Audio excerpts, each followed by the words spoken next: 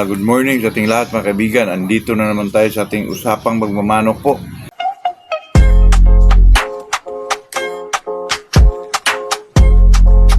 Ito talaga sa atin mga kaibigan ay talagang enjoyment lang po. Naku, bumalik na naman mga kaibigan yung ulan. Umulan na naman po. Kaya medyo lumamig yung umaga natin mga kaibigan. Pero okay lang yun. Basta maganda lang yung sa sitwasyon sa ating mga manok po. Ayun naman talaga ang ating mga mga kaibigan gusto po. Kaya bago tayo mag-umpisa mga kaibigan ay shout out muna tayo kay Salvador Ocampo at sa kanyang mga apo na si Iyon at Iyaya, si Gary Saldi Galurport, Juventino Labrigas, Arvin Lumayog. Kahapon mga kaibigan yung pinag-usapan kasi natin yung magmana ba yung mananalo. Sa akin doon mga kaibigan ay medyo talagang hindi pa na mga kaibigan, depende lang yun. Ang magmana doon mga kaibigan ay kagalingan ng isang manok. Bakit siya mananalo?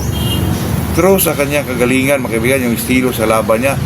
Pero kahit gaano kagaling yan, pero sa akin po hindi talaga magmana yung mananalo mga kaibigan, kasi magaling siya, pero unang salang pa lang yan sa laban niya, nakakontra na siya ng medyo mas magaling sa kanya, hindi talaga siya mananalo po. Pero dati mga kaibigan, yun talaga ang nature ng sabong mga kaibigan. Pag mananalo yung isang manok ay ginagawang budkak po, kahit saan, Bacolod man, all over the Philippines mga kaibigan, ganun talaga mga ginagawa po na gusto nila na ang gawing budkak ay yun talagang mananalo po. Pero nowadays mga kaibigan, iba na. Kaya ang pag-usapan naman natin ngayong umaga na ito mga kaibigan na itong tungkol sa bakit parang nawala yung lemon nung 1990s mga kaibigan. Ano ba ang dahilan? 1990s up to 2000 po. Kasi mga kaibigan, yung manok na lemon po, alam naman natin na napakagaling yung lemon na manok. May mga angat, umiilag, pabili ng palo, di ba mga kaibigan? Napakagaling po at saka super bangkating. Yung single stroker lang mga kaibigan. Ibig sabihin single stroker mga kaibigan, talagang pag isa-isa lang po ang palo, pero talagang sure ball po. Kaya ang mga manok na limon mga kaibigan, mananalo sila, malinis sila, mananalo po, kasi pag bumato sila ng palo sa baba mga kaibigan, talagang siguradong may kalalagyan ka po. Yun po mga kaibigan, at saka napaka lupit ng mga ilagan o galawan ng isang limon mga kaibigan. Kaya sa buong Pilipinas mga kaibigan, dati pa talagang tinitingala po yung limon na manok. Natandaan ko pa mga kaibigan sa amin, kahit ang kulay ng manok ay talisain, sabihin mo anong manok to, sabihin limon. Totoo yan mga kaibigan, kasi alam mo na sa kasikatan sa isang bloodline po na limon ay talagang siya sa buong Pilipinas mga kaibigan. Pero nag-umpisa talaga yan sa Negros po, at saka pinasika talaga ni Paing Aranita. Hindi pa ako nakarinig ni Sir mayroon ng Lansin Latore, pero nanggaling talaga yan mga kaibigan, nagpasika talaga yan yung si Paing Aranita po, at saka yung si Juancho Aguirre at si Sir Lance din naman. Pero talagang mga kaibigan, talagang pumuputok po yung sikatan ng isang limon dati mga kaibigan. Kasi iba kasi yung aura ng isang limon mga kaibigan. May po sila dito, may medyo basag din, may mga bandira pa, ilulig. Iba talaga yung laro ng limon mga kaibigan. Talagang umiilag lang ng kundi, bumabato ng palo, at saka napaka-accurate po. Pero ito po mga kaibigan, bakit nawala sila nung 1990s mga kaibigan? Alam niyo po kung bakit? Kasi yung 90s mga kaibigan ay nagsidatingan na po yung sweater mga kaibigan. Yung mga Dingfir sweater, mga Bruce Barnett, pumapasok na sa Pilipinas mga kaibigan, at saka nagagandahan po yung mga sweater mga kaibigan. Iba yung mga sweater dati kasi ang kulay ay may yellow orange. Yun talaga ang mga sweater ng mga, lalo na kay Bruce Barnett mga kaibigan, yung mga Caroline Smith sweater. Nako, grabe ang mga kulay, yung mga kusum na dati. Kasi mga kaibigan, alam ko yan kasi nauso din yung bakbaka na mga kaibigan kay Imoy Gurgunya. Pero pa yun mga kaibigan, na parang 11 o'clock sa gabi, bakbaka na. pakita mo yung bloodline ng isang manok, yung weight nila.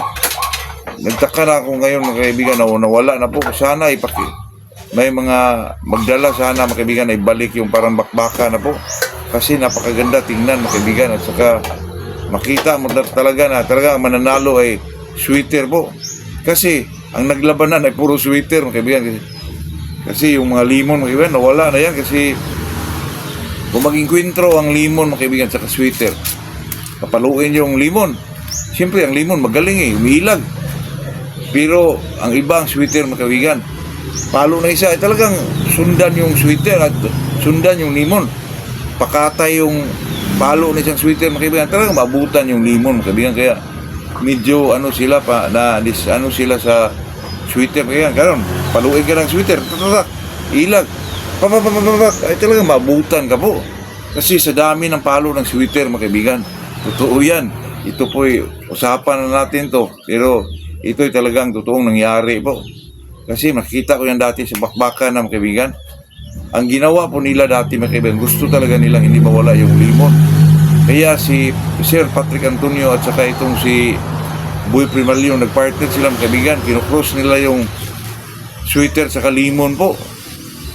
Medyo nanalo naman pero hindi pa rin mga kaibigan. Talagang iba yung sweater dati mga kaibigan na palakarin sa rueda, mga bandirado, at saka yellow orange. Ito nako, talagang idol natin mga kaibigan. At saka lalo na yung mga puso mga kaibigan, napakagaling pa. Talagang napakasikat pa nung time na yun. Kaya medyo nasapawan yung mga kaibigan, yung limon po. Yung limon mga kaibigan, kinocross nila sa sweater. Kasi pagkakalam ko, pag natalo ka sa talagang magmamanok na malalaking mga kaibigan, pag natalo ka dyan sa mga ganong klaseng manok, isabayan mo po. Kaibiganin mo yung para medyo makampani mo na mga kaibigan. Ganon talaga yun. Pero talagang ang limon mga kaibigan, talagang sapawan sila sa sweater po. Ganon mga kaibigan, kinocross sa sweater yung limon. At saka nagpartner pa nga itong si Sir Patrick Antonio at saka si Sunny Lagon mga kaibigan. Kinocross nila sa limon. Magaling pa rin pero iba mga kaibigan. Kasi yung time na yun mga kaibigan, yung sweater naman kinocross na naman sa round head po. Yung mga busto mga kaibigan, ako grabe talaga mga kaibigan. Talagang nagsaswak pa. Iba yung laro ng sweater. Talagang hindi mo mawala sa ire mga kaibigan. Pag na naman yung limon at saka sweater mga kaibigan, talaga walang po. Mas lalong gumagaling mga kaibigan. Yung kinocross sila sa Boston, mga 90s yun mga kaibigan, up to 2000 po. Talagang nasapawan talaga ang limon mga kaibigan. Pero ginawa na naman paraan ni Sir Lance de la Torre. Kinocross na naman yung limon sa round head po. Doon mga kaibigan, parang medyo bumabalik-balik na yung limon mga kaibigan. Pero hindi pa rin masapawan yung sweater kasi sa ganda ng sweater. Tapos pag pumalo, pinakatay. Talagang multiple shuffler po. Talagang kahit gaano pa kagaling, umiilag mga kaibigan. Nako, mas lalong maabutan pa talaga. Paluin, umiilag. Kaya talaga maabutan po. Kaya medyo nawala yung limon mga kaibigan. Pero sa katagalan mga kaibigan, marami pong medyo tinulungan yung limon na para makabalik sa ire mga kaibigan. Katulad ngayon mga kaibigan, iba na po, may mga lumalabas na medyo matatangkan na ng limon. Katulad sa dinidevelop ni Don Ramon Montero, iba na po, medyo matatangkad na. Pero may mga palo pa rin, may mga ilag, magaling pa rin. Kasi dinidevelop si isang breeder Ngayon mga kaibigan, medyo bumabalik na po kasi ang sweater, nandyan pa rin pero hindi pa rin nila masapawan po. Pero ngayon mga kaibigan, ang dami na pong mga old lines na medyo bumabalik mga kaibigan sa ire, katulad ng butcher, limon, yung mga gal. Kasi dati pa yan mga kaibigan. Yung Maclean, consider na yung mga kaibigan na talagang yung legend yung Maclean, hindi talaga mawala yun. Kahit sa Cross, pwede sa sweater, pwede sa limon. Talaga Maclean mga kaibigan ay talagang steady lang yun. Kaya sa atin mga kaibigan, kaya nawala yung sweater, yung limon sa year 90s up to 2000 dahil sa sweater po. Kasi talagang nagkataon mga kaibigan. Kasi lahat ng tao ng Pilipinas dati, puro limon yung mga pinag-usapan Pero pagpasok ng sweater sa Pilipinas, mga kaibigan, ay biglang nasapawan talaga mga kaibigan. Totoo yan. Sa pormahan, sa laro. Pero magaling pa rin yung limon. Pero iba yung sweater eh. Inilagang ka sa limon, talagang batuhan ka ng mga maraming palo po. Nako, hindi ka talaga makailag, mga kaibigan. Mas lalo na yung kinocross pa yung sweater sa Boston. Mas lalo na. Kaya wala talaga nakapigil sa sweater po. Ito sa atin, kaibigan, ay talaga usapang magmamanok lang.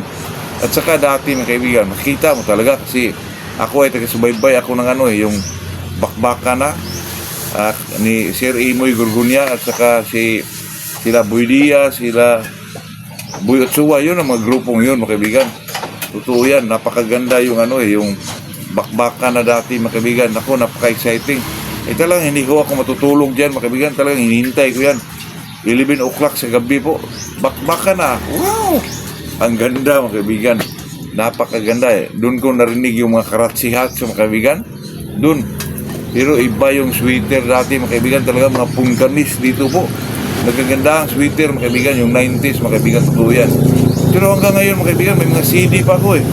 Yung sa bakbaka na, tingnan niyo yung mga kaibigan, yung mga lumang mga CD po. Kasi sa YouTube, wala na eh. Talagang binura yan, mga kaibigan. Pero sa mga CD, mga lumang CD, mga kaibigan, nandun ba yun, mga kaibigan? Totoo yan. Ay, napakaganda po. Kaya, dati, mga kaibigan, talagang nasabi kong nasapawan yung limon sa sweater, mga kaibigan. Sa kasikatan, sa laro nila, talagang napaka po yung sweater, napaka mga kaibigan, napakasikat po. Talagang nasapawan ang limon, mga kaibigan. Pero ngayon mga kaibigan, talagang bumabalik po yung mga old lines, katulad ng mga yung mga rounded old lines pa rin yan, pero dinidevelop lang na isang breeder na lalong gumagaling na kinacross pa sa isang bloodline, tulad ng sweater, talagang sumabog sa kasikatan po. Hanggang ngayon, ang Boston ay talagang hindi napawat, mga kaibigan. Talagang hindi na mawala sa iri po. Kaya sa atin, bilang isang pobreng magmamanok po, talagang idol din natin yung mga ganong klaseng pangyayari, mga kaibigan. Kaya pinag-usapan natin ito, mga kaibigan, para lang sa kaalaman po na talagang nasapawan yung limon sa sweater, mga kaibigan. Pasensya na po sa mga limon lover dyan, mga kaibigan. Pero ito sa atin ay talagang usapang magmamanok lang po. Talagang enjoyment lang, mga kaibigan. Ayun lang, mga kaibigan. Yun lang ating may share sa araw na to. Magandang umaga sa ating lahat po.